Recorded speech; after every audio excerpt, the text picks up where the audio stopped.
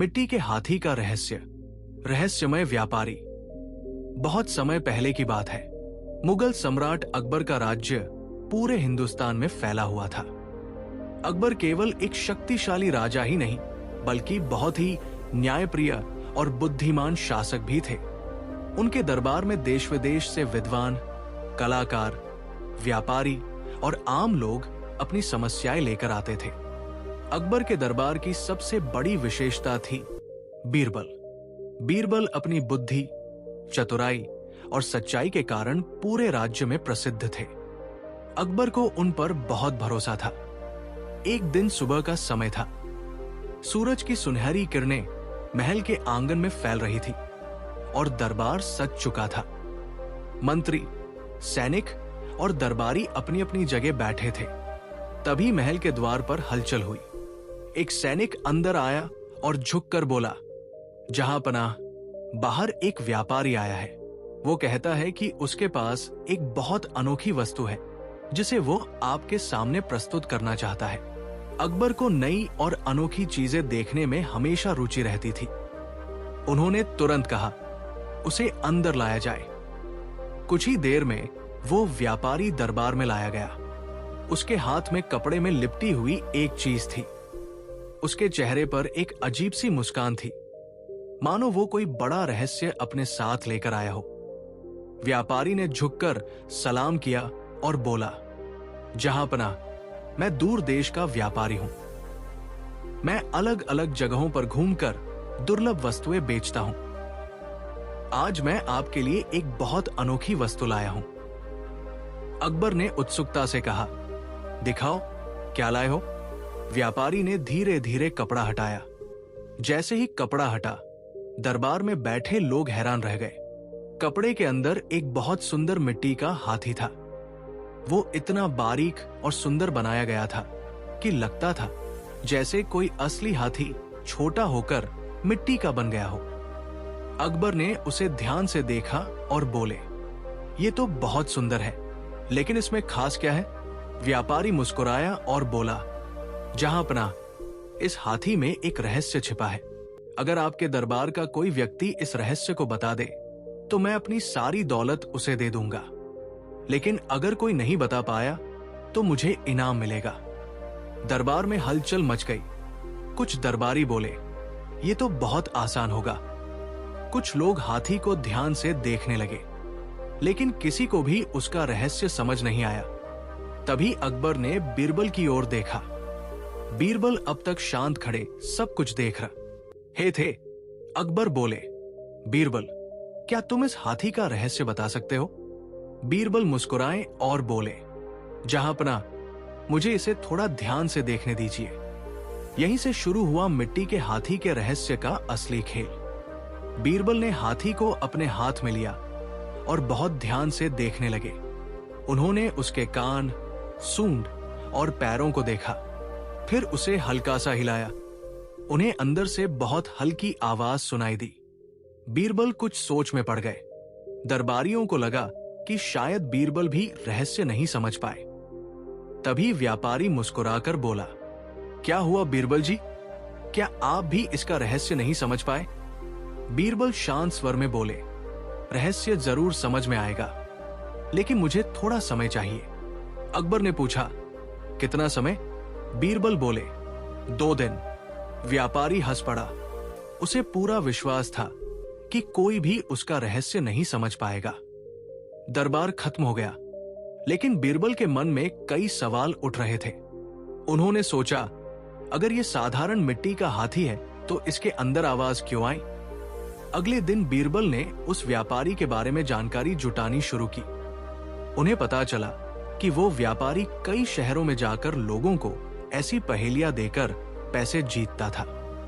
बीरबल को अब शक होने लगा कि इस हाथी के अंदर जरूर कोई चालाकी छिपी है। उन्होंने योजना बनाई कि सच को कैसे सामने लाया जाए। 2 दिन बाद फिर दरबार लगा। व्यापारी आत्मविश्वास के साथ दरबार में आया। उसे विश्वास था कि आज वो बहुत सारा इनाम जीत कर जाएगा। अकबर ने पूछा, बीरबल, क्या तुमने रहस्य पता कर लिया? बीरबल बोले, जी जहांपनाह, लेकिन इसे साबित करने के लिए मुझे एक बड़ा पानी का घड़ा चाहिए। दरबारियों को यह सुनकर आश्चर्य हुआ। कुछ ही देर में पानी से भरा बड़ा घड़ा लाया गया। बीरबल ने धीरे से मिट्टी का हाथी उस घड़े में डाल दिया। कुछ देर बाद मिट्टी नरम होने लगी। धीरे धीरे हाथी टूट गया और तभी उसके अंदर से छोटे छोटे सोने और चांदी के सिक्के बाहर गिरने लगे। पूरा दरबार हैरान रह गया। व्यापारी का चेहरा पीला पड़ गया। अकबर बोले, ये क्या है? बीरबल बोले, जहांपनाह, ये व्यापारी लोगों को धोखा देता था।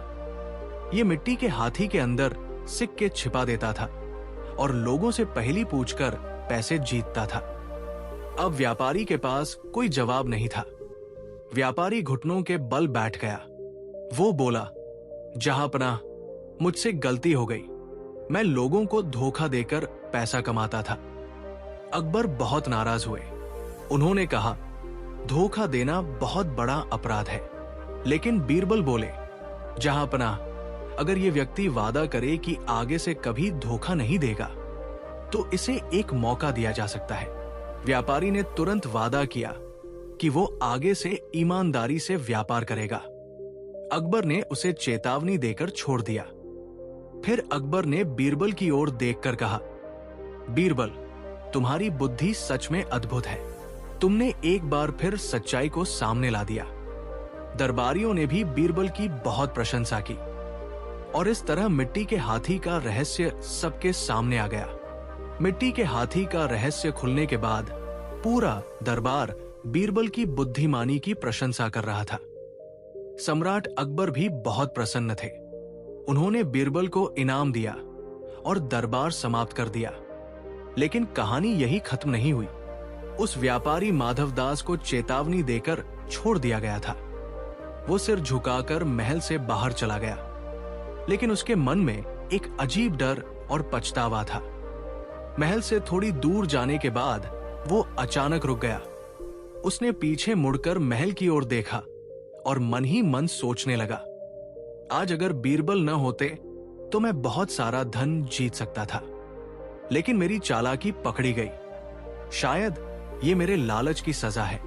उसी समय वहां एक बूढ़ा आदमी उसके पास आया। बूढ़े आदमी ने पूछा, व्यापारी, तुम इतने परेशान क्यों लग रहे हो? माधवदास ने सारी बात बता दी। बूढ़ा आदमी हंसने लगा और बोला, तुम बहुत मूर्ख हो। तुमने गलत जगह अपनी चालाकी दिखाई। अकबर के दरबार में बीरबल जैसे बुद्धिमान व्यक्ति मौजूद है। माधवदास ने सिर झुका लिया। बूढ़ा आदमी फिर बोला, लेकिन अगर तुम सच में अपनी किस्मत बदलना चाहते हो तो मेरे पास एक तरीका है। माधवदास चौंक गया। कैसा तरीका? उसने पूछा। बूढ़े आदमी ने धीरे से कहा, तुम्हें एक और रहस्यमयी वस्तु बनानी होगी, लेकिन इस बार धोखा देने के लिए नहीं, बल्कि अपनी गलती सुधारने के लिए। माधवदास को यह बात समझ नहीं आई, लेकिन बूढ़ा आदमी रहस्यमयी मुस्कान के साथ वहां से चला गया। उधर महल में भी एक नई घटना होने वाली थी। अगले दिन जब दरबार लगा तो एक किसान रोता हुआ दरबार में आया। उसने कहा, जहांपनाह, मेरे खेत से एक अजीब चीज मिली है। मुझे डर लग रहा है कि यह कोई अशुभ संकेत न हो। अकबर ने पूछा, कौन सी चीज? किसान ने अपने कपड़े से एक छोटी सी वस्तु निकाली। वो भी मिट्टी से बना हुआ एक छोटा हाथी था। दरबार में सन्नाटा छा गया। अकबर ने हैरानी से बीरबल की ओर देखा और बोले, बीरबल, ये तो उसी हाथी जैसा लग रहा है। बीरबल की आंखों में भी आश्चर्य झलक रहा था। उन्होंने हाथी को ध्यान से देखा, फिर धीरे से बोले, जहांपनाह, लगता है कि यह कहानी अभी खत्म नहीं हुई। दरबारियों की उत्सुकता बढ़ गई, क्योंकि अब सवाल यह था, क्या यह दूसरा हाथी भी किसी रहस्य से जुड़ा हुआ था? और अगर हां, तो उसके पीछे कौन था? दरबार में सन्नाटा छा गया था। किसान के हाथ में जो छोटा मिट्टी का हाथी था, वो बिल्कुल उसी हाथी जैसा दिखाई दे रहा था जो व्यापारी माधवदास लेकर आया था। सम्राट अकबर ने आश्चर्य से बीरबल की ओर देखा और बोले, बीरबल, ये तो बिल्कुल उसी हाथी जैसा लगता है। क्या इसके पीछे भी कोई रहस्य छिपा है? बीरबल ने हाथी को अपने हाथ में लिया और ध्यान से देखने लगे। उन्होंने उसे हल्का सा हिलाया, लेकिन इस बार कोई आवाज नहीं आई। बीरबल कुछ देर तक सोचते रहे। फिर उन्होंने किसान से पूछा, तुम्हें यह हाथी कहां मिला? किसान बोला, जहां पनाह, मैं सुबह अपने खेत में हल चला रहा था, तभी ये हाथी मिट्टी में दबा हुआ मिला। मुझे डर लगा कि कहीं ये कोई अशुभ संकेत तो नहीं है, इसलिए मैं इसे दरबार में ले आया। दरबारियों में फिर से चर्चा शुरू हो गई। एक दरबारी बोला, शायद ये किसी पुराने खजाने का संकेत हो। दूसरा बोला, या फिर ये किसी जादूगर की चाल हो सकती है। अकबर ने बीरबल से कहा, बीरबल, हमें सच जानना होगा। बीरबल ने शांत स्वर में कहा, जहां पनाह, सच जल्द ही सामने आ जाएगा। उन्होंने उस मिट्टी के हाथी को ध्यान से देखा और फिर सैनिकों से कहा कि एक बड़ा पानी का बर्तन लाया जाए। कुछ ही देर में पानी का बर्तन लाया गया। बीरबल ने धीरे से मिट्टी का हाथी पानी में डाल दिया। दरबार के सभी लोग उत्सुकता से देखने लगे। कुछ समय बीता, लेकिन इस बार हाथी टूटकर सिक्के नहीं निकले, बल्कि जब मिट्टी थोड़ी नरम हुई तो उसके अंदर से एक छोटा सा कागज का टुकड़ा निकला। बीरबल ने वो कागज निकाला और उसे खोला। उसमें लिखा था, सच्चाई का रास्ता हमेशा सही होता है। जो व्यक्ति अपनी गलती सुधार लेता है वही सच्चा इंसान होता है। दरबार में सभी लोग हैरान रह गए। अकबर ने पूछा, ये किसने लिखा होगा? तभी दरबार के दरवाजे पर आवाज आई, जहां पनाह, ये मैंने लिखा है। सबने मुड़कर देखा। दरवाजे पर वही व्यापारी माधवदास खड़ा था। वो धीरे धीरे आगे आया और झुककर बोला, जहां पनाह, उस दिन बीरबल ने मेरी चालाकी पकड़ ली थी। मुझे अपनी गलती का बहुत पछतावा हुआ, इसलिए मैंने सोचा कि मैं एक और मिट्टी का हाथी बनाकर लोगों को यह संदेश दूं कि धोखा देना गलत है। अकबर कुछ क्षण चुप रहे। फिर उन्होंने कहा, अगर तुम सच में अपनी गलती सुधारना चाहते हो तो ये बहुत अच्छी बात है।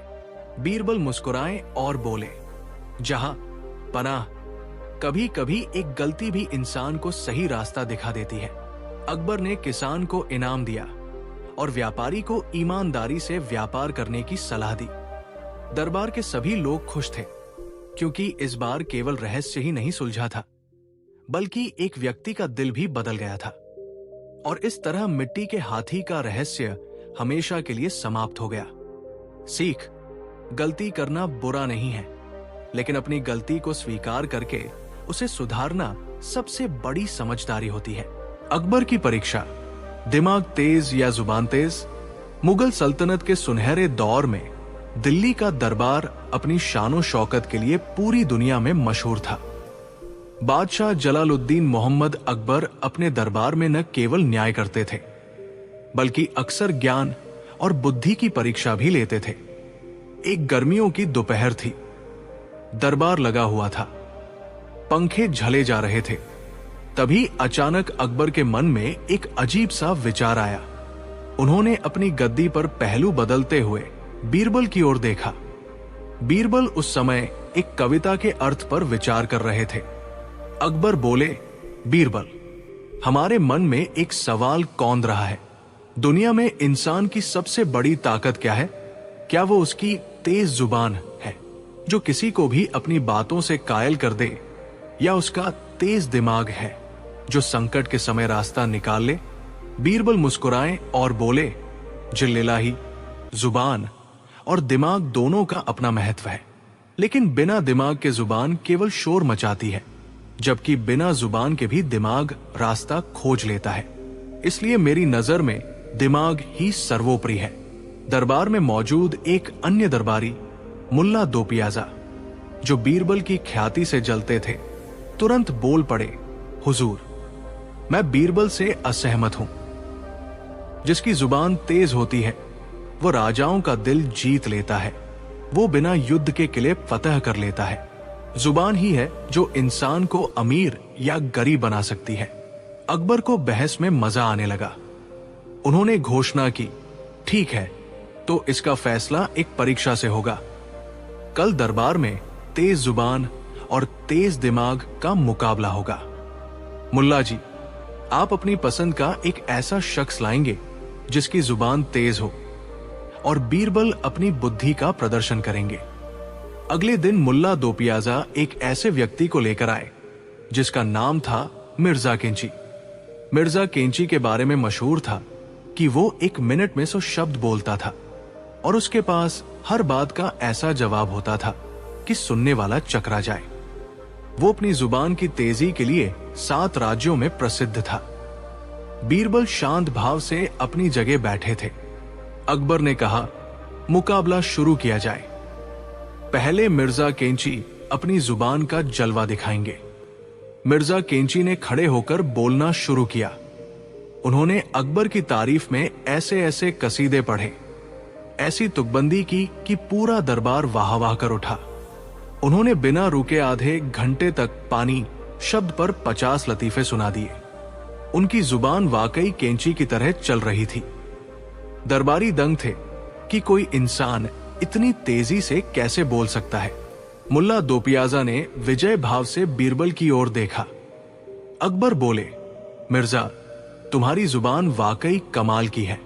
अब बीरबल, क्या तुम्हारे पास इस तेज जुबान का कोई तोड़ है? बीरबल बोले, हुजूर, मिर्जा जी ने साबित कर दिया कि उनकी जुबान तेज है, लेकिन अब मैं ये साबित करूंगा कि दिमाग उस जुबान को कब और कैसे लगाम दे सकता है। अकबर ने पहला सवाल रखा, बताओ, इस दुनिया में सबसे तेज उड़ने वाली चीज क्या है? मिर्जा केंची तुरंत चिल्लाए, हुजूर, हवा। हवा सबसे तेज चलती है, या फिर बाज पक्षी जो आसमान का सीना चीर देता है, या फिर मेरा शब्द जो मेरे मुंह से निकलते ही आपकी सीमाओं के पार पहुंच जाता है। अकबर ने बीरबल की ओर देखा। बीरबल ने बड़ी शांति से कहा, जिल्लिल्लाही, इस दुनिया में सबसे तेज इंसान की सोच, दिमाग उड़ती है। अभी आप यहां बैठे हैं और पलक झपकते ही सोच के सहारे आप काबुल के बाजारों में या जन्नत के बागों में पहुंच सकते हैं। हवा को भी वहां पहुंचने में वक्त लगेगा, पर दिमाग को नहीं। अकबर ने सिर हिलाया। बीरबल, पहली बाजी तुम्हारे नाम रही। दिमाग की गति शब्दों से तेज निकली। अब अकबर ने खेल को और मुश्किल बना दिया। उन्होंने कहा, मिर्जा केंची, अपनी जुबान से हमें कुछ ऐसा सुनाओ जिसे सुनकर हमें गुस्सा भी आए और हंसी भी आए, और वो बात सच भी हो और झूठ भी। मिर्जा केंची ने बहुत कोशिश की। उन्होंने कुछ अजीबोगरीब चुटकुले सुनाए, कुछ बेतुकी बातें की, लेकिन अकबर को न हंसी आई न गुस्सा। उनकी जुबान यहां लड़खड़ाने लगी क्योंकि दिमाग ने शब्दों का साथ नहीं दिया। अब बीरबल की बारी थी। बीरबल उठे और अकबर के पास जाकर धीरे से उनके कान में बोले, महाराज, मुल्ला दो पियाजा कल रात सपने में कह रहे थे कि अकबर बादशाह तो असल में मेरे गुलाम है। ये सुनते ही अकबर का चेहरा गुस्से से लाल हो गया। वे चिल्लाए, क्या? मुल्ला की ये मजाल। फिर बीरबल तुरंत हंसकर बोले, शांत हुजूर, ये बात सच भी है क्योंकि मुल्ला जी आपके वफादार सेवक गुलाम हैं, और झूठ भी है क्योंकि ये बात उन्होंने सिर्फ मेरे काल्पनिक सपने में कही थी। अकबर खिलखिलाकर हंस पड़े। वाह बीरबल, तुमने एक ही वाक्य में गुस्सा, हंसी, सच और झूठ सब पिरो दिया। ये दिमाग का ही कमाल है। मुल्ला दो पियाजा अब परेशान थे। उन्होंने बादशाह के कान में कुछ कहा। अकबर ने मुस्कुराते हुए एक घोषणा की, अंतिम परीक्षा ये है, हमें एक ऐसी हांडी चाहिए जिसमें बुद्धिमानी भरी हो। मिर्जा केंची, आप अपनी जुबान से राजाओं को प्रभावित करते हैं, तो क्या आप हमें बुद्धिमानी से भरी हांडी दे सकते हैं? मिर्जा केंची के पास शब्दों का भंडार तो था, पर इस समस्या का हल नहीं। वे बोले, हुजूर, बुद्धिमानी कोई खाने की चीज नहीं जो हांडी में भरी जाए। ये तो नामुमकिन है। बीरबल ने कहा, हुजूर, मुझे 1 महीने का वक्त दीजिए, मैं आपको बुद्धिमानी से लबालब भरी हांडी पेश करूंगा। पूरा दरबार चकित था। मुल्ला दो पियाजा मन ही मन खुश थे कि अब बीरबल फंसेंगे। बीरबल घर गए और उन्होंने अपने बगीचे में छोटे मुंह वाली मिट्टी की कुछ हांडियां ली। उन्होंने उन हांडियों को कद्दू, पेठे की बेलों के पास रखा। उन्होंने कद्दू के छोटे छोटे फूलों और नन्हे फलों को हांडियों के अंदर डाल दिया, लेकिन हांडी बेल से अलग नहीं की। धूप और खाद पानी पाकर कद्दू हांडी के अंदर ही बढ़ने लगे। देखते ही देखते कद्दू इतने बड़े हो गए कि उन्होंने पूरी हांडी को अंदर से भर दिया। अब उन्हें हांडी से बाहर निकालना नामुमकिन था बिना हांडी तोड़े। एक महीने बाद बीरबल दरबार में एक बड़ी हांडी लेकर पहुंचे, जिसके ऊपर मलमल का कपड़ा ढका था।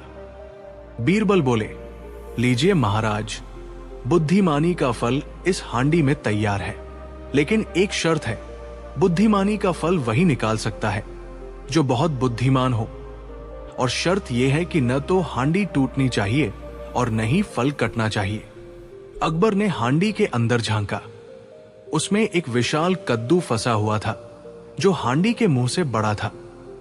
उसे बिना हांडी तोड़े बाहर निकालना असंभव था। अकबर समझ गए। उन्होंने मिर्जा केंची को बुलाया और कहा, मिर्जा, निकालिए इसमें से बुद्धिमानी। मिर्जा केंची ने सिर झुका लिया। उनकी तेज जुबान आज मौन थी। वे समझ गए कि बुद्धिमानी शब्दों में नहीं, बल्कि सूझबूझ में होती है। अकबर ने सिंहासन से उठकर घोषणा की, आज यह साबित हो गया कि तेज जुबान केवल मनोरंजन कर सकती है, लेकिन तेज दिमाग जीवन की उलझनों को सुलझाता है। जुबान एक औजार है, पर उसका मालिक दिमाग है। अकबर ने बीरबल को 1000 स्वर्ण मुद्राएं और मोतियों की माला भेंट की।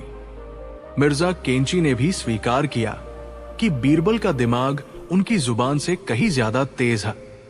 कहानी की सीख, मोरल: 1. ज्ञान की श्रेष्ठता, वाक्पटुता, बोलने की कला अच्छी चीज है, लेकिन बिना सोचे समझे बोलना व्यर्थ है। दिमाग ही वो शक्ति है जो जुबान को सही दिशा देती है। 2. समस्या का समाधान कठिन से कठिन समस्या का हल शारीरिक बल या कोरी बातों से नहीं, बल्कि ठंडे दिमाग और बुद्धिमानी से निकलता है। 3. विनम्रता: बीरबल ने कभी अपनी बुद्धि का अहंकार नहीं किया, जबकि मिर्जा केंची को अपनी जुबान पर नाज था। अंत में 3 रास्ते, एक मंजिल और बीरबल की चाल। बात उन दिनों की है जब शहंशाह जलालुद्दीन मोहम्मद अकबर का डंका पूरी दुनिया में बजता था।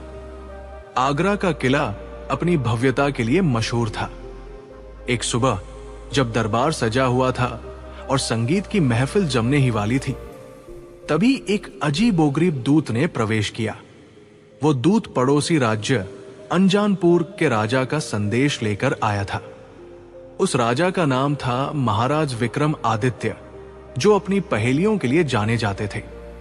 दूत ने झुककर सलाम किया और एक रेशमी नक्शा अकबर के सामने रखा। दूत बोला, जहांपनाह, हमारे महाराज ने आपके लिए एक चुनौती भेजी है। अंजानपुर की सीमा पर 3 रास्ते शुरू होते हैं।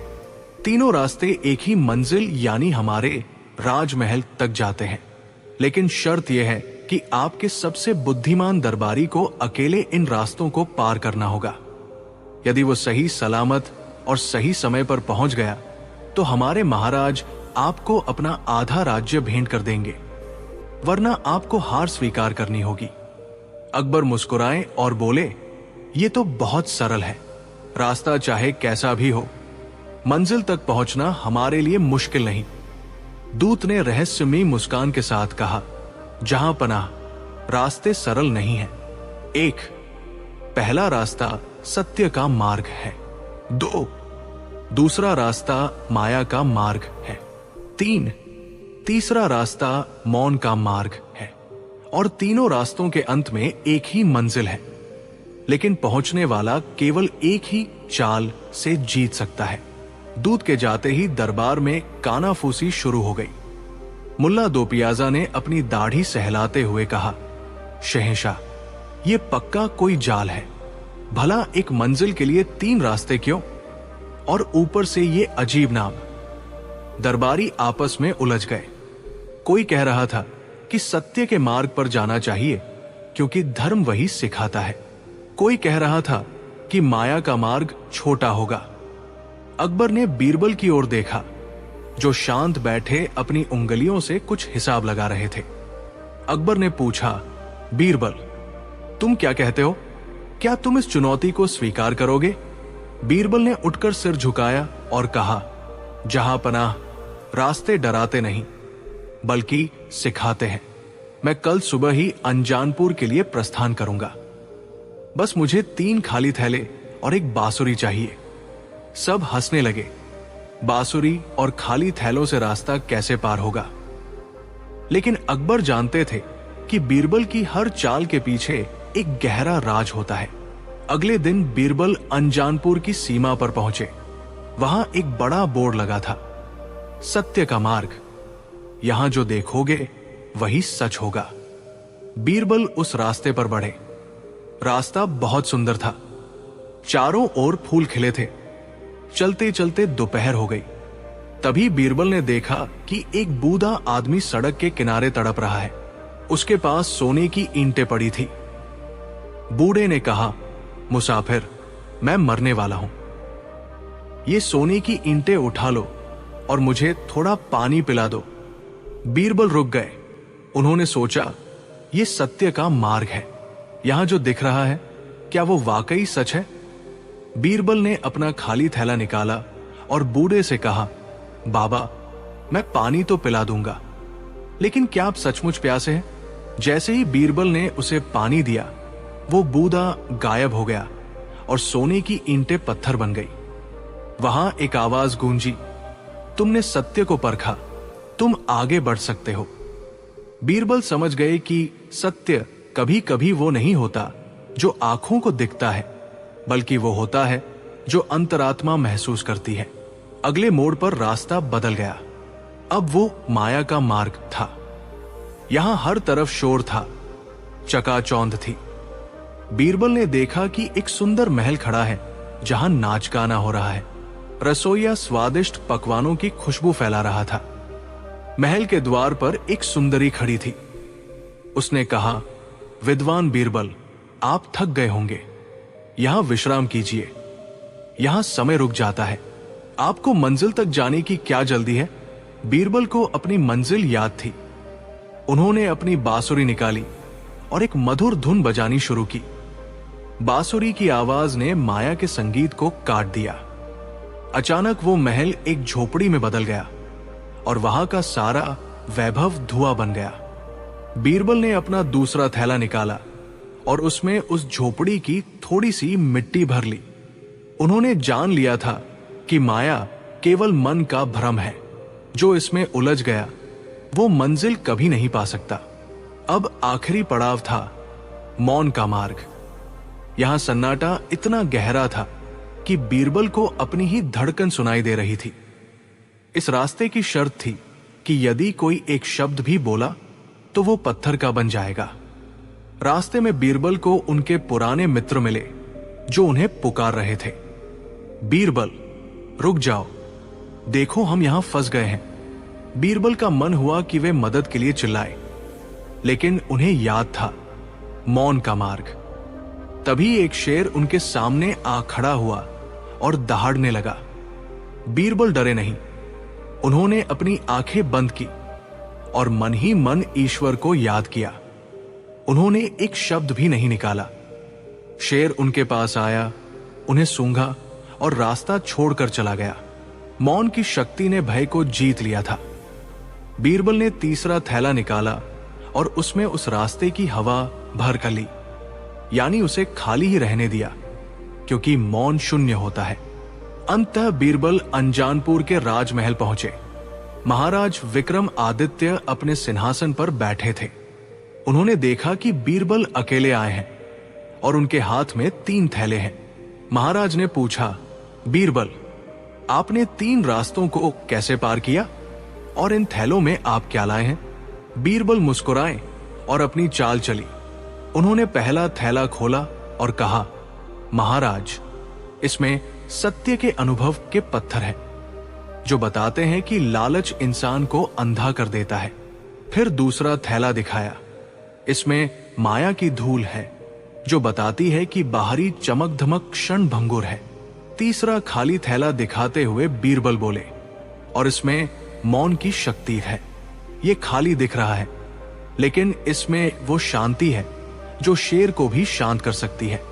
महाराज हैरान रह गए। उन्होंने पूछा, मंजिल तो एक ही थी, फिर 3 रास्ते क्यों? बीरबल ने बहुत ही चतुराई से जवाब दिया, महाराज, मंजिल सफलता थी, लेकिन सफलता तक पहुंचने के लिए इंसान को सत्य को परखना पड़ता है, माया के मोह को छोड़ना पड़ता है और कठिन समय में मौन रहकर धैर्य रखना पड़ता है। ये 3 रास्ते नहीं, बल्कि जीवन के 3 पड़ाव थे। महाराज विक्रम आदित्य बीरबल की बुद्धिमानी के कायल हो गए। उन्होंने अपनी हार स्वीकार की और सम्राट अकबर को संदेश भेजा कि उनके पास दुनिया का सबसे बेशकीमती रत्न है, बीरबल। जब बीरबल वापस आगरा पहुंचे तो अकबर ने उनका भव्य स्वागत किया। अकबर ने पूछा, बीरबल, तुम्हारी सबसे बड़ी चाल क्या थी? बीरबल ने हंसते हुए कहा, जहांपना, मेरी चाल यह थी कि मैंने रास्तों को अपनी मंजिल नहीं माना, बल्कि मंजिल को हमेशा अपने दिमाग में रखा।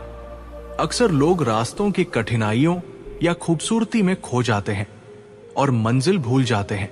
इस मस्तकहानी का मसालेदार सार, मोरल: 1, परिस्थितियां कैसी भी हो, आपकी सफलता इस पर निर्भर करती है कि आप उन्हें कैसे देखते हैं। 2, धैर्य और मौन हर समस्या का हल चिल्लाने से नहीं निकलता। कभी कभी खामोशी सबसे बड़ा हथियार होती है। 3, लालच और माया शॉर्टकट हमेशा लुभावने लगते हैं, जैसे माया का मार्ग, लेकिन वे आपको आपकी असली मंजिल से भटका देते हैं। 4, सत्य की परख जो दिखता है वो हमेशा सच नहीं होता। अपनी बुद्धि का इस्तेमाल करें और गहराई तक पहुंचे। जिंदगी भी उस अनजानपुर के रास्ते जैसी है। यहां आपको सत्य के कड़वे घूंट पीने। अंधों की सूची। जब बीरबल ने अकबर को बनाया अंधा। मुगल साम्राज्य के सुनहरे दौर में आगरा की शामें बड़ी सुहानी हुआ करती थी। बादशाह अकबर अक्सर शाम के वक्त बीरबल के साथ महल के बगीचों में टहलते थे। इन टहलने के सत्रों में केवल राजनीति की बातें नहीं होती थी, बल्कि दर्शन, समाज और मानव स्वभाव पर भी चर्चा होती थी। एक शाम बगीचे में टहलते हुए अकबर की नजर दूर सड़क पर चलते कुछ भिक्षुक और लाचार लोगों पर पड़ी। अकबर के मन में करुणा जागी। उन्होंने बीरबल से कहा, बीरबल, देखो हमारे राज्य में कितने कम लोग ऐसे हैं जो देख नहीं सकते। मुझे लगता है कि हमें इन दृष्टिहीनों के लिए एक अलग विभाग बनाना चाहिए और उनकी मदद करनी चाहिए। आखिर उनकी संख्या ही कितनी होगी? मुट्ठी भर। बीरबल मुस्कुराए। उनके पास हमेशा दुनिया को देखने का एक अलग नजरिया था। उन्होंने कहा, जहां पनाह, गुस्ताखी माफ हो, लेकिन आपकी यह धारणा गलत है। हकीकत तो यह है कि इस शहर में आंखों वालों से कहीं ज्यादा संख्या अंधों की है। अकबर ठिठक गए। उन्होंने अचरज से पूछा, क्या कह रहे हो बीरबल? आगरा की गलियां भरी पड़ी हैं, लोग काम कर रहे हैं, गाड़ियां चला रहे हैं, तुम कह रहे हो कि वे अंधे हैं? बीरबल ने बड़ी शांति से जवाब दिया, महाराज, मेरा मतलब उन लोगों से है जो आंखें होते हुए भी नहीं देखते। मैं इसे साबित कर सकता हूं। बस मुझे 2 दिन का समय और कुछ संसाधनों की जरूरत है। अकबर को चुनौती पसंद थी।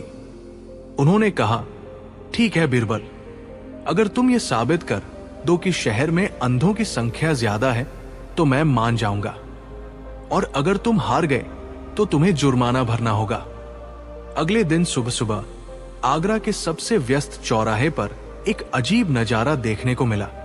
बीरबल, जो सल्तनत के वजीर ए आजम थे, एक पुरानी फटी हुई चारपाई, खाट लेकर बीच सड़क पर बैठ गए। उनके एक हाथ में सूत की रस्सी थी और वे बड़े ध्यान से उस चारपाई को बुनने में लगे थे। उनके बगल में उनका एक सेवक बैठा था, जिसके हाथ में एक लंबी कागज की सूची और कलमदवात थी। शहर का सबसे व्यस्त रास्ता होने के कारण वहां से सैकड़ों लोग गुजर रहे थे। बीरबल जैसे ऊंचे ओहदे के आदमी को सड़क पर बैठकर साधारण बुनकर की तरह काम करते देख लोग हैरान रह गए। सबसे पहले एक राहगीर रुका। उसने अपनी आंखों से साफ देखा कि बीरबल चारपाई बुन रहे हैं। फिर भी उसने हैरानी में पूछा, अरे बीरबल जी, आप यहां सड़क पर बैठकर ये क्या कर रहे हैं? बीरबल ने उस आदमी की तरफ देखा भी नहीं, बस अपने सेवक को इशारा किया, इसका नाम लिख लो। सेवक ने तुरंत अंधों की सूची में उसका नाम दर्ज कर लिया।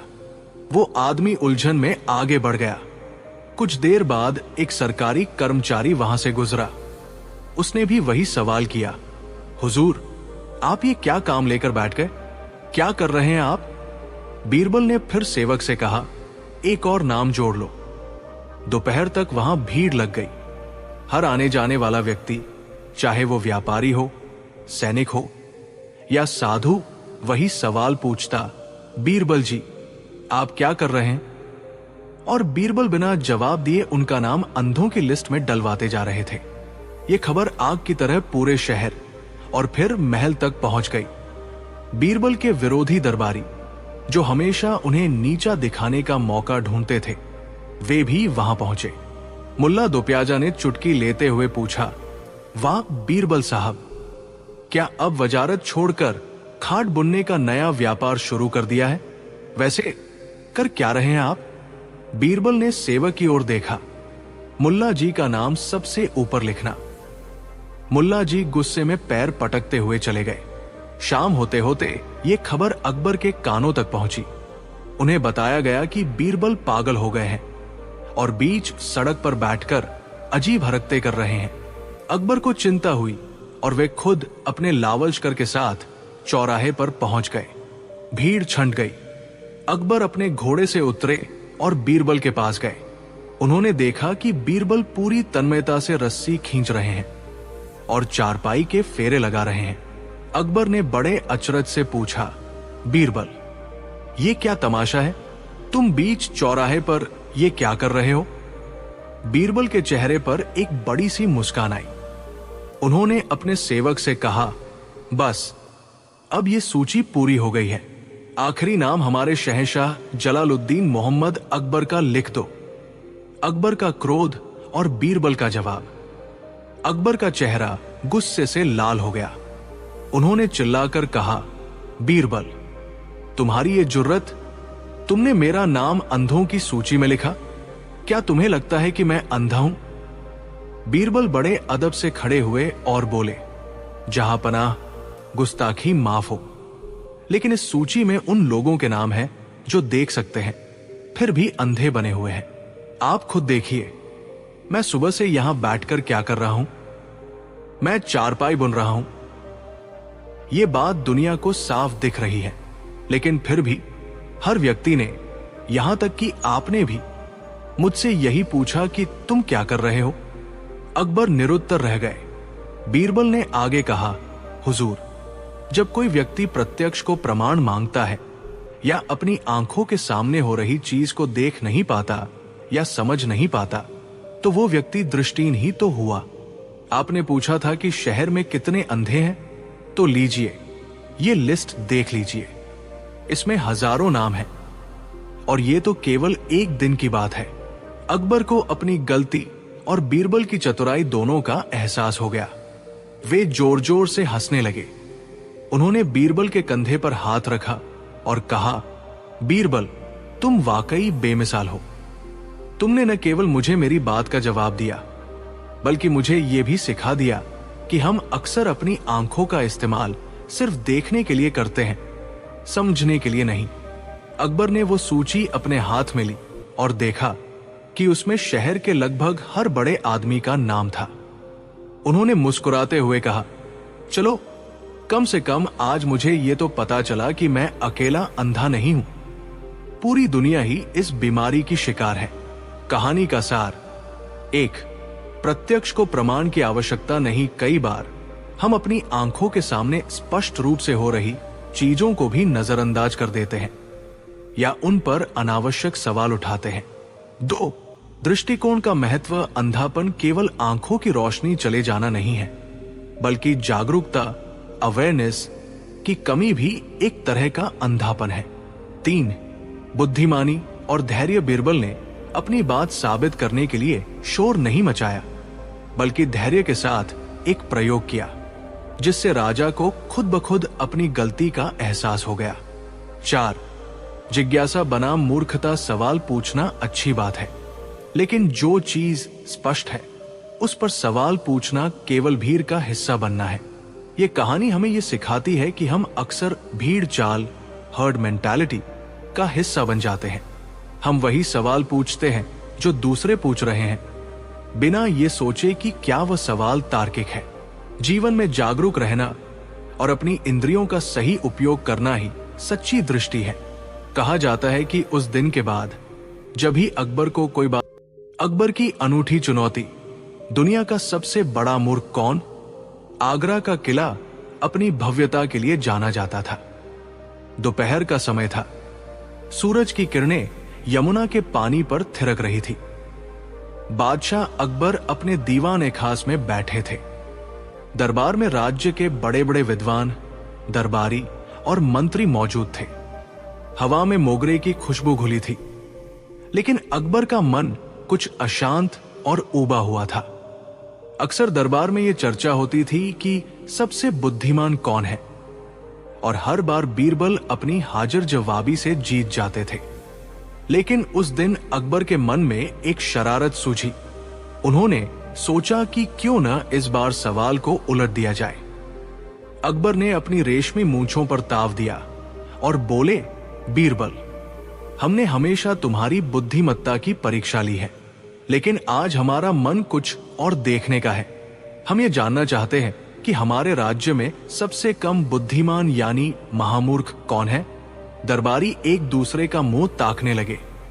अकबर ने घोषणा की, बीरबल, हम तुम्हें 1 महीने का समय देते हैं।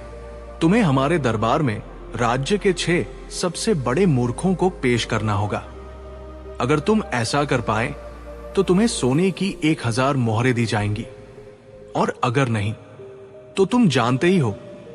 बीरबल ने मुस्कुराते हुए सिर झुकाया और कहा, जहां पनाह, हुक्म सिर आंखों पर।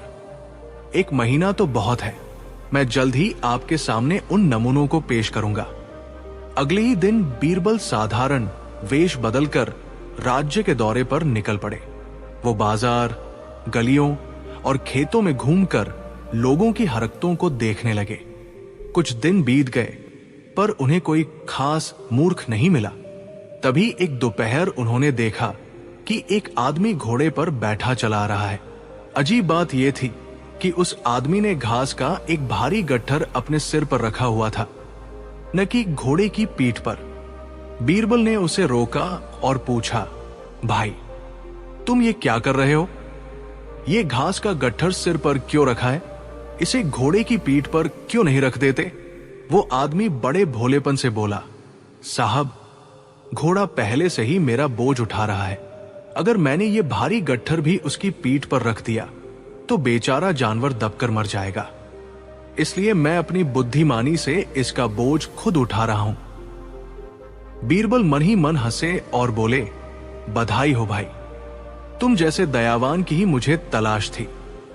अपना नाम बताओ, तुम्हें बादशाह सलामत ने इनाम देने के लिए बुलाया है। बीरबल ने उसका नाम नोट कर लिया और उसे अगले महीने दरबार आने का न्योता दिया। यह था पहला मूर्ख।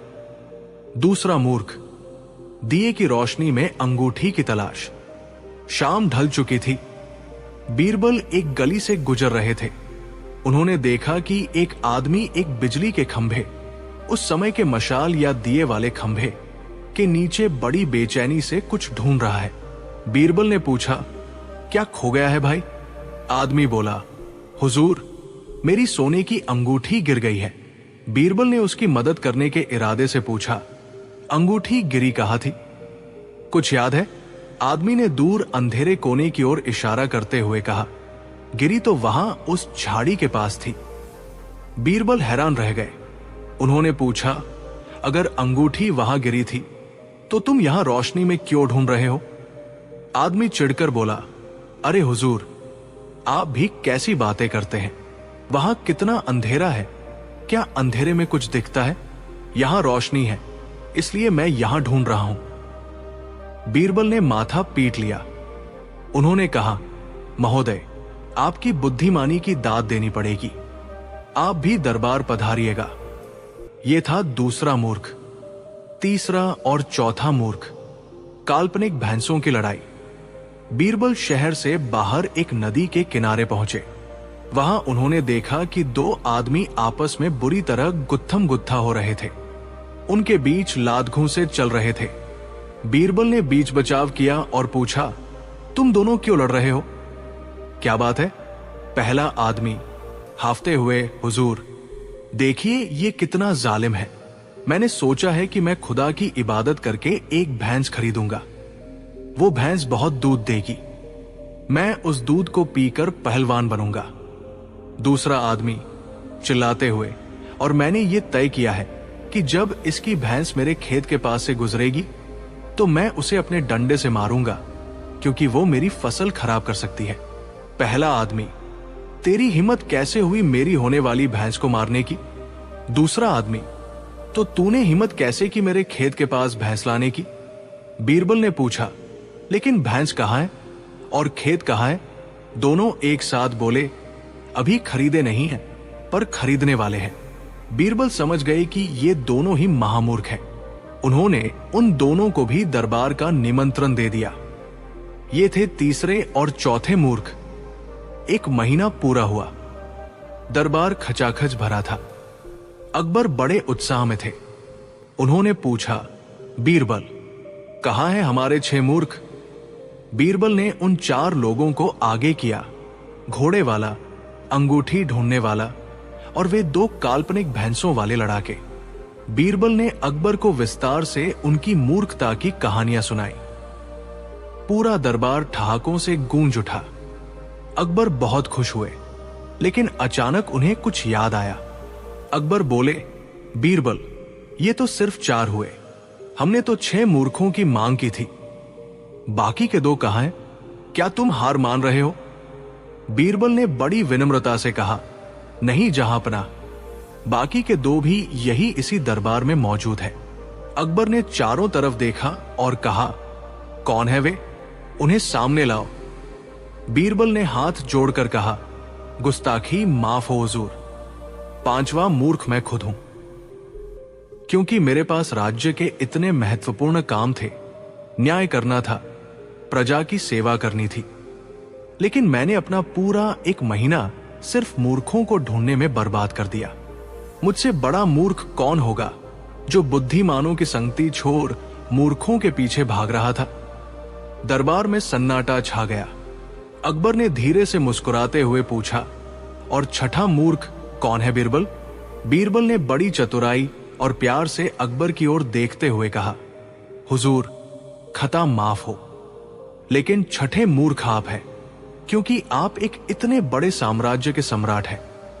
आपके कंधों पर लाखों लोगों की जिम्मेदारी है, लेकिन आपने अपना और अपने दरबार का कीमती समय यह जानने में लगा दिया कि राज्य में मूर्ख कौन है। एक बादशाह को तो विद्वानों की तलाश होनी चाहिए, मूर्खों की नहीं। ये सुनते ही दरबारी डर के मारे कांपने लगे।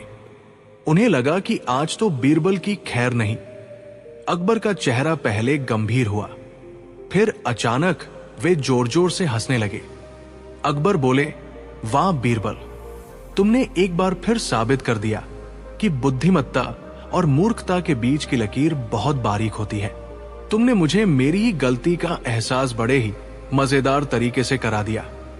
उपसंहार और नैतिक शिक्षा। अकबर ने बीरबल को वादे के अनुसार 1000 सोने की मोहरें दी और उन 4 मूर्खों को भी कुछ इनाम देकर विदा किया, ताकि वे अपनी समझ सुधार सके। कहानी की चटपटी सीख। 1.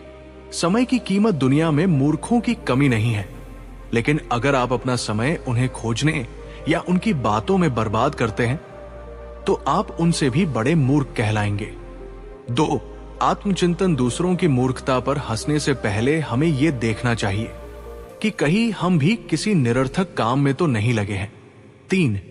सकारात्मकता एक राजा या नेता को हमेशा गुणों और विद्वानों की खोज करनी चाहिए, न कि कमियों और मूर्खों की।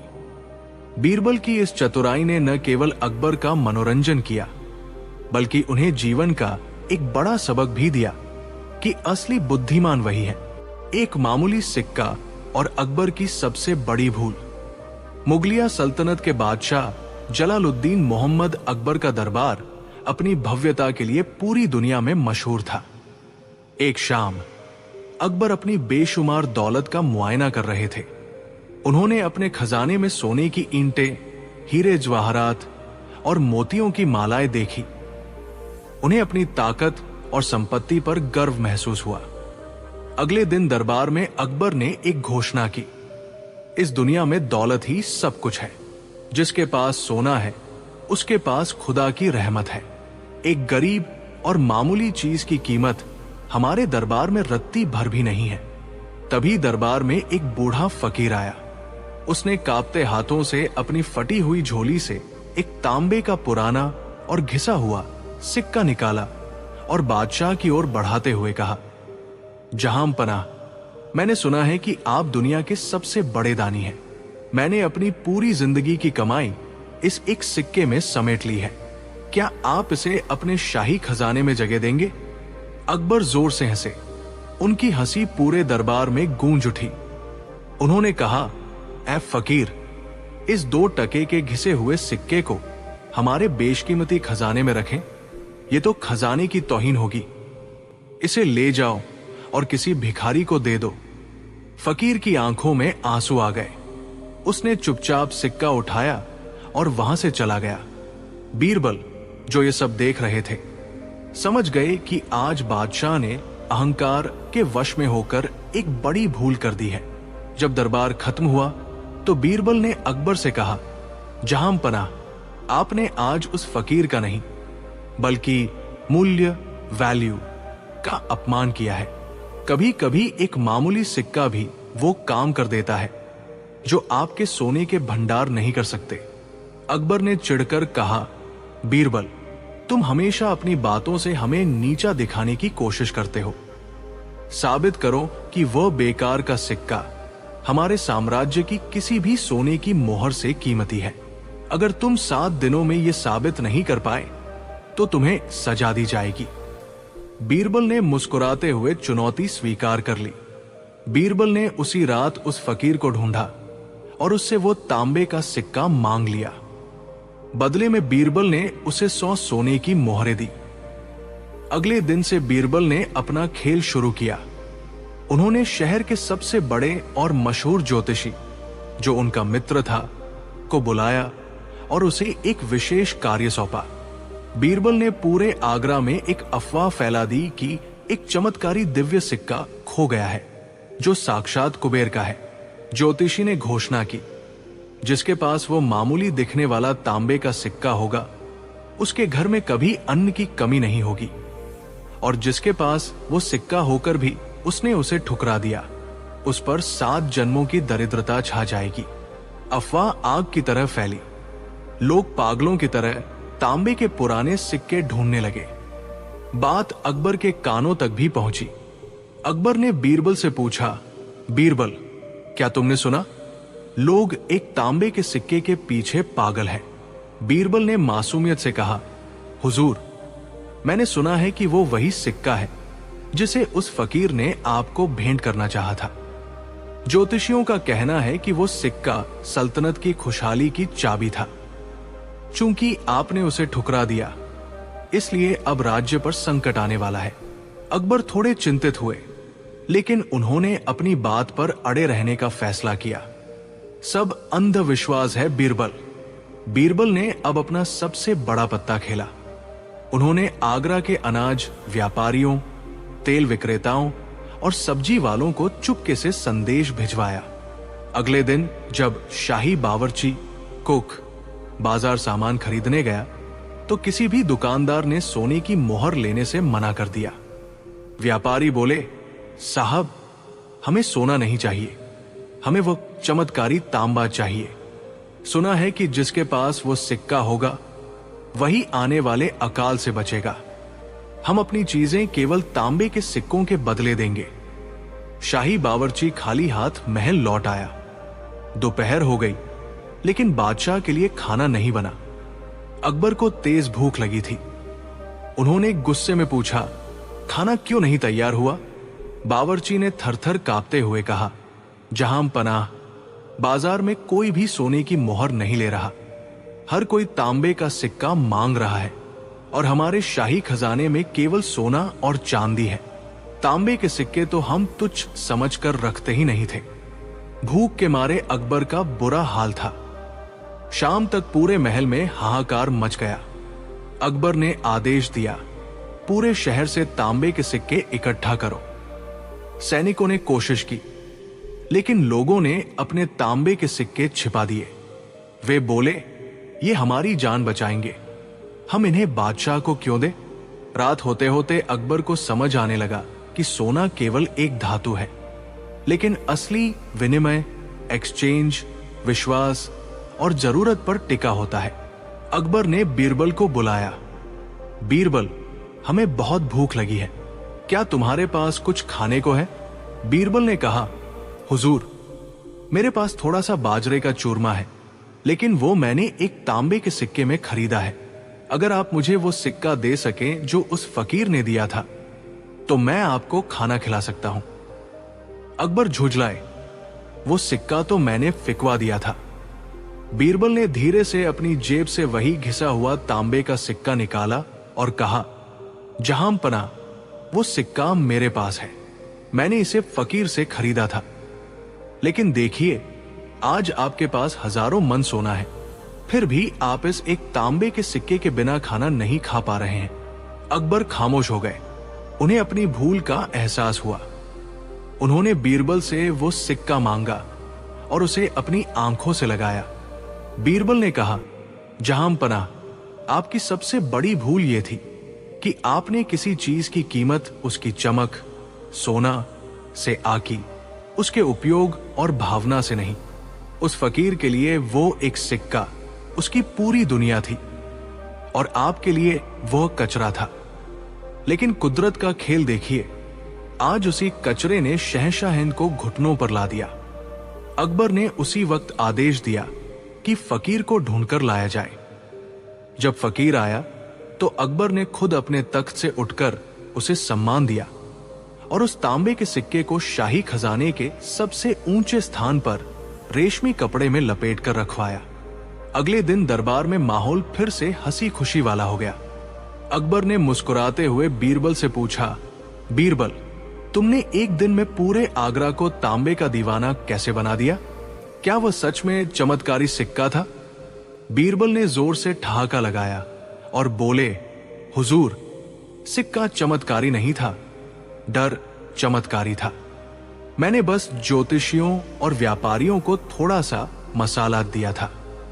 असल में इंसान की जरूरत ही किसी चीज को कीमती बनाती है। अकबर हंसते हुए बोले, बीरबल, तुम वाकई बेमिसाल हो। तुमने हमें सिखा दिया कि एक मामूली सिक्का भी शहंशाह का गुरूर तोड़ सकता है। बीरबल ने चुटकी लेते हुए कहा, और जहां पनाह, अगली बार अगर कोई फकीर आए तो उसे कम से कम एक रोटी तो दे ही दीजिएगा, चाहे सिक्का ले या न ले। कहानी की शिक्षा, मोरल, 1, अहंकार का पतन कभी भी अपनी संपत्ति या पद पर इतना अहंकार न करे कि आप छोटी चीजों या छोटे लोगों का अपमान करने लगे। 2, दृष्टिकोण का महत्व किसी वस्तु की कीमत उसके दाम से नहीं, बल्कि उसकी जरूरत और समय पर उसके महत्व से तय होती है। 3, समानता एक छोटा सा हिस्सा भी बड़े तंत्र को चला। अकबर की वो परीक्षा जिसमें बीरबल भी फंसता नजर आया। अकबर की वो परीक्षा जब बीरबल के भी छूटे पसीने। एक तपती दोपहर में बादशाह अकबर अपने बगीचे में टहल रहे थे। उनके साथ बीरबल भी थे। अकबर के मन में अचानक एक विचार आया। उन्होंने देखा कि उनके दरबार के सभी लोग, यहां तक कि बीरबल भी, हर समस्या का हल तर्क, लॉजिक से निकालते हैं। अकबर ने सोचा, क्या कोई ऐसी स्थिति हो सकती है जहां तर्क काम न करे? क्या मैं बीरबल को ऐसी जगह फंसा सकता हूं जहां उसकी चतुराई उसका साथ छोड़ दे। अगले दिन दरबार लगा। अकबर ने एक गंभीर चेहरा बनाया और बोले, बीरबल, हमने सुना है कि तुम हर चीज का जवाब जानते हो, लेकिन आज हम तुम्हें एक ऐसी चुनौती देंगे जो न तो कोई पहेली है और न ही कोई काम। ये एक एहसास की परीक्षा है। बीरबल ने झुककर कहा, हुजूर, हुक्म कीजिए। अकबर बोले, बीरबल, तुम्हें 7 दिनों के भीतर हमें एक ऐसा इंसान ढूंढकर दिखाना होगा जो अपनी मौत का जश्न मना रहा हो और अपनी बर्बादी पर मुस्कुरा रहा हो। शर्त यह है कि वो इंसान पागल नहीं होना चाहिए और नहीं वो कोई ढोंगी साधु हो। वो एक साधारण गृहस्थ होना चाहिए। अगर तुम नाकाम रहे तो तुम्हें देश निकाला दे दिया जाएगा। पूरे दरबार में सन्नाटा छा गया। भला अपनी मौत का जश्न कौन मनाता है और अपनी बर्बादी पर कौन मुस्कुराता है? बीरबल के चेहरे पर पहली बार चिंता की लकीरें उभरी। बीरबल ने आगरा की गलियों की खाक छानी। वे श्मशानों में गए जहां लोग अपनों को खोकर रो रहे थे। वे बाजारों में गए जहां व्यापारी घाटा होने पर सिर पीट रहे थे। पहला दिन बीरबल ने एक अमीर व्यापारी को देखा जिसका जहाज डूब गया था। वो व्यापारी रो रहा था। बीरबल ने पूछा, क्या तुम मुस्कुरा सकते हो? व्यापारी ने उन्हें पागल समझकर भगा दिया। तीसरा दिन बीरबल एक ऐसे आदमी से मिले जो बहुत बीमार था। बीरबल को लगा शायद ये मौत के करीब है और डरा नहीं होगा, लेकिन वो आदमी तो मौत के नाम से ही थर-थर कांप रहा था। 5 दिन बीत गए। बीरबल को लगा कि शायद इस बार बादशाह ने उन्हें सच में हरा दिया है। उनके दुश्मन जैसे कि मुल्ला दो पियाजा दरबार में खुशियां मना रहे थे कि अब बीरबल का बोरिया बिस्तर बंधने वाला है। 6ठे दिन की शाम बीरबल निराश होकर यमुना के किनारे टहल रहे थे। तभी उन्हें एक दूर दराज की झोपड़ी से संगीत और हंसी की आवाज सुनाई दी। वे वहां पहुंचे। उन्होंने देखा कि एक